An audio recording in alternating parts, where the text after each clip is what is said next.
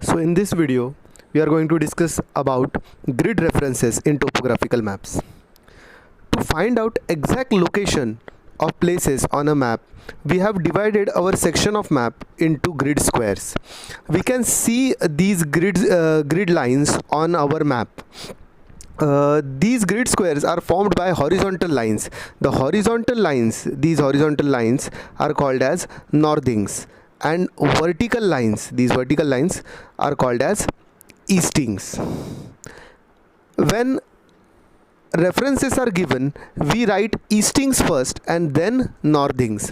So there are two ways of giving grid references. The first way of giving grid reference is 4-figure grid reference. 4-figure grid reference do not give us the exact location of a particular point, but it gives an approximate location of that place. So we will first take a question of finding out 4-figure grid reference of a particular place. In this given map, the question is find out 4-figure grid reference of triangulated height 480. So first we have to find in the entire map, first we have to find where the triangulated height 480 is present. So I found out this is the place where the triangulated height 480 is present. So first we have to find the eastings. So the easting of this place, that is triangulated height 480, you can see in the map that 9, 10, 11, 12 and 13 means the triangulated height 480 is beyond 13th easting. Therefore the easting of the triangulated height 480 is 13. And now let's check northings. So 1, 2, 3 and 4. The triangulated height 480 is having northing 4. It is beyond 0, 4. Therefore the northings for the triangulated height 480 are 0, 4. Means the 4-figure grid reference of triangulated height 480 is 1304. The answer for this is 1304. Means eastings are 13 and northings are 04. So on a broader scale, we can say that our entire map, our map is divided into smaller squares of 2 cm by 2 cm, and out of which the required place, that is triangulated height 480, is in the square 1304. So in this way, 4-figure grid reference is used to identify the location of the place. This identification or this grid reference can be used in two ways. Means this time we have given us the place, we know the place, and we have given the grid reference to that place, and the grid reference can also be used in a reverse way. So to understand this, let's take another example. Let's find what is the natural feature in the grid square 0905. So in this example we have to find the grid square 0905. By using the grid references, we can find that this square is 0905. The eastings of this square is 09 and the northings are 05. Therefore, and by observing this square, we can find that this square contains broken grounds, which is a natural feature. So in this way, grid references can be used in two different ways. Next is 6-figure grid reference. 6-figure grid reference is more accurate way of giving grid reference. We can find exact location by using 6-figure grid reference. In this method, we divide a grid square into 10 more divisions vertically as well as horizontally. Let's take an example. Again we will take an example. Now we will find 6-figure grid reference of triangulated height 480. We are taking same example, but in the first example we have found the 4-figure grid reference of a triangulated height 480, and in this example we are going to find 6-figure grid reference of the triangulated height 480. To find 6-figure grid reference, first we have to find 4-figure grid reference. We know that 4-figure grid reference of of triangulated height 480 is 1304. So we have found 4-figure grid reference. Then, as shown in the diagram, we have to divide the grid square 1304 into 10 vertical and 10 horizontal divisions. We found that triangulated height 480 is beyond 7th easting.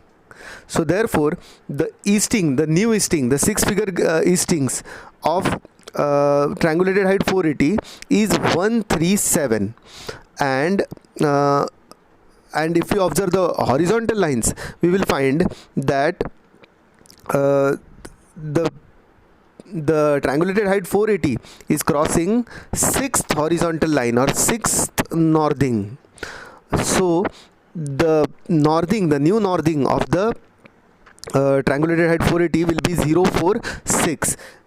Therefore, the entire 6-figure grid reference of triangulated height 480 will be 137046.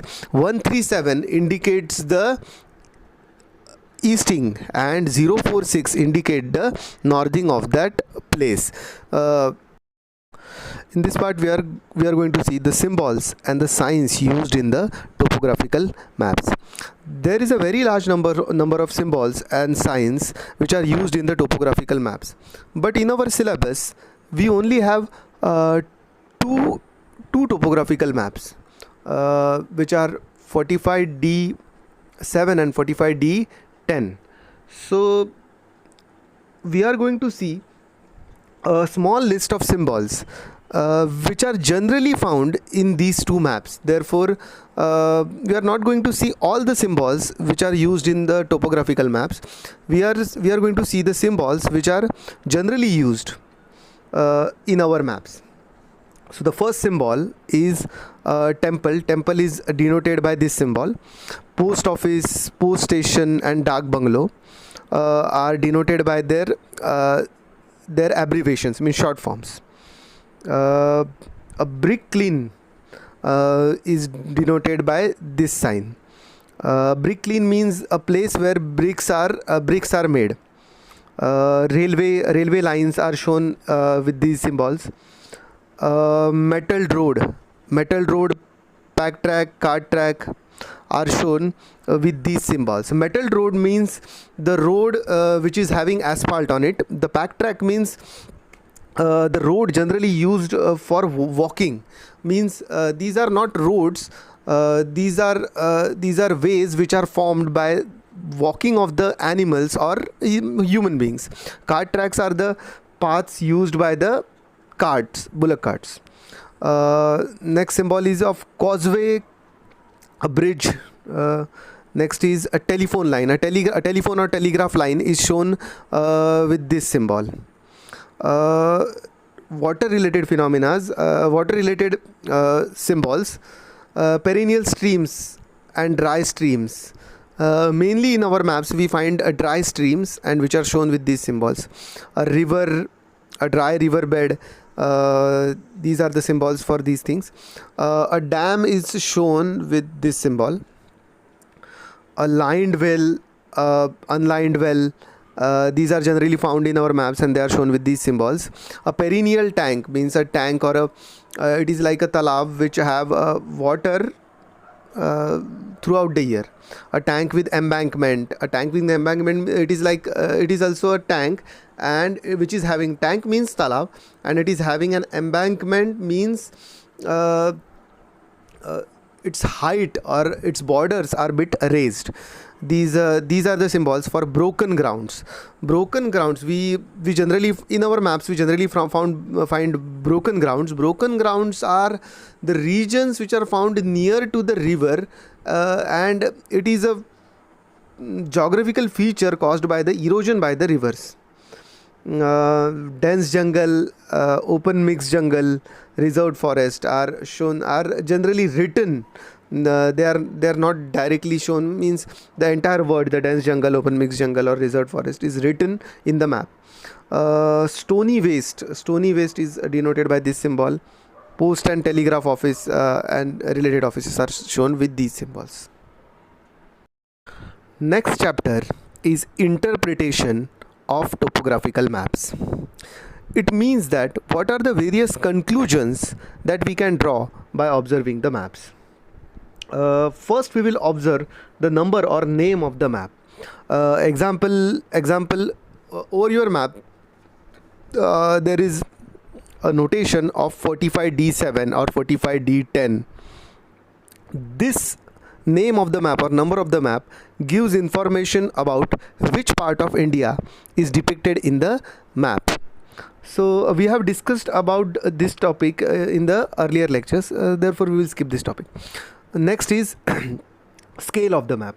All the map that you will get in 10th standard, or all the questions that you will see based on the topographical map will have the scale 1:50,000.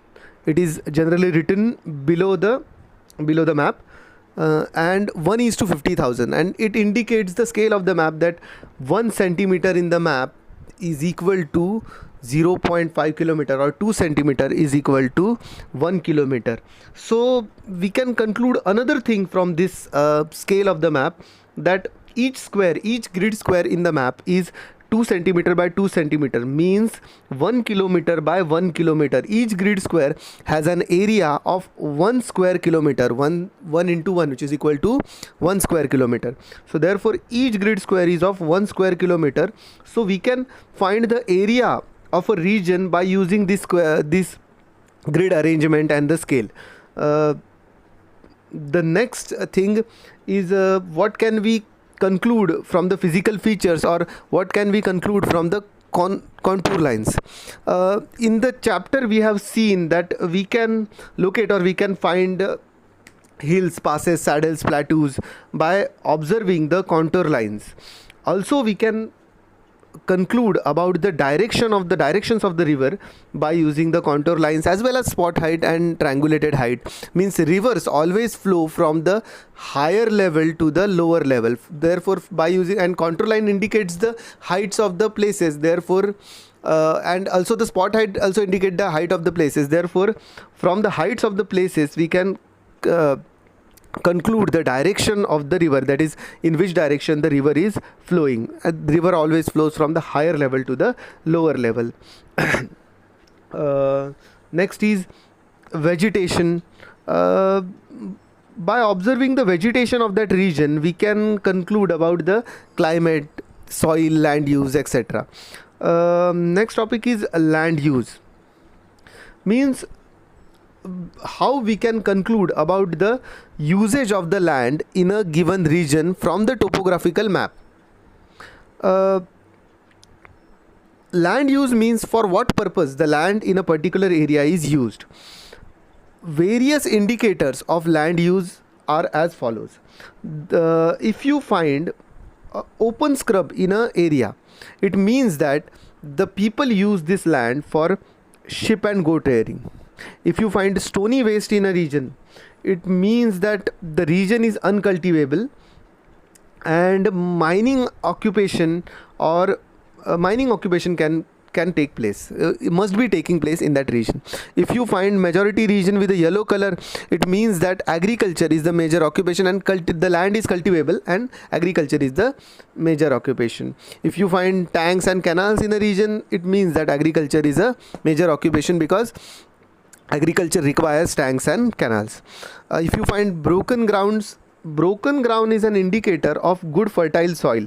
Therefore, if broken grounds are present in a region, it indicates that agriculture is an important occupation.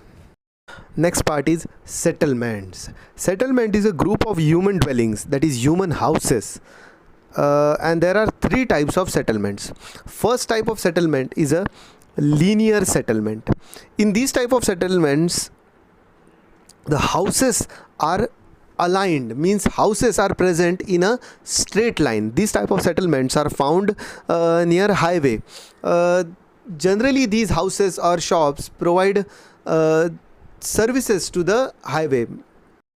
Next type of settlements is scattered settlement. These type of settlements are found in rural areas where the important occupation is agriculture, and the density of population is very low in these type of areas. Next type of settlement is nucleated settlements. Nucleated settlements are found in clusters, means houses are present in clusters. They are found very close to each other. These type of the settlements are found in the towns and cities.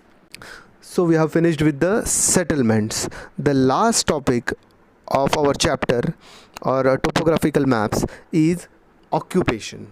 Just how can we conclude occupation by observing the various features in the topo sheet? Means how can we conclude about the occupation of the people, what the people living in these areas must be doing based on the features that we see in the topographical maps. If we see a green colored patch in a region, mostly if the region is green, then it means that the region is covered with forest, and forestry must be the important occupation of the people living in that area.